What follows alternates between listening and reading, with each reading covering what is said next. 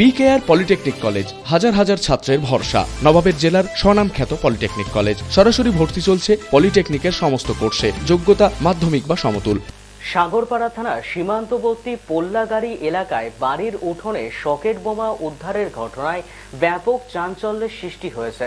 গতকাল রাতে বাড়ির উঠোনে বোমা মেলে। ঘটনাস্থলে সাগরপাড়া থানার পুলিশ প্রশাসন পৌঁছে জায়গাটি ঘিরে রাখে। ভয়ে বাড়িতে কেউ ঢুকতে পারছেন না।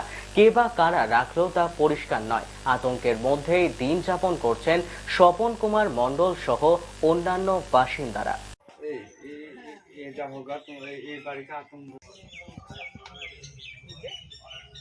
আমরা সকালবেলায় উঠলাম, ওঠার পরে ওই সব বোম দেখলাম, দেখে যাওয়ার মধ্যে নিজেই আতঙ্ক। আমরা বাড়ির মধ্যে আসলো কি করে? এটা তো সেরকম ধরনের কোনো পাকা গেট নাই, এরকম বাঁশের মাথান চাগার দেওয়া, হয়তো চাগার খুলে ঢুকি। ভালো আতঙ্ক গেছে, কারণ পার্শ্ববর্তী বাড়ি আমাদের। আর এরা কারোর সাথে গণ্ডগোল ঝগড়া মারপিট এও সব কিছু নাই। কারোর সাথে সেভাবে কোনো গণ্ডগোল করা যায় না আজ পর্যন্ত। রাত্রে এই যেত।